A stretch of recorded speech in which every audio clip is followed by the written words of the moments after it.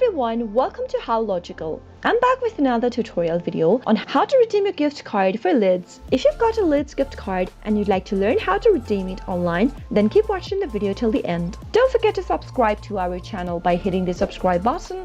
Also press the notification bell icon so that YouTube will notify you whenever we post a new video. Open up a web browser to begin. In the address box at the top of the screen, type in www.lids.com and press enter on your keyboard. You'll find yourself in the official website of Lids. Make sure you're logged into your account, and once you are, in order to redeem your gift card for Lids, you'll need to go ahead and make a purchase online. While checking out of your purchase, you can go ahead and type in your gift card number as a method of payment. Quickly pick an item for yourself and add it on your shopping cart. Once you've done that, go to your shopping bag at the top right hand corner and click it on. The items that you're trying to purchase will be displayed on the screen. Select the quantity and click on the checkout button at the right hand side. Now enter your shipping address if needed. You can also make your payment with PayPal, credit cards, Zip or Venmo.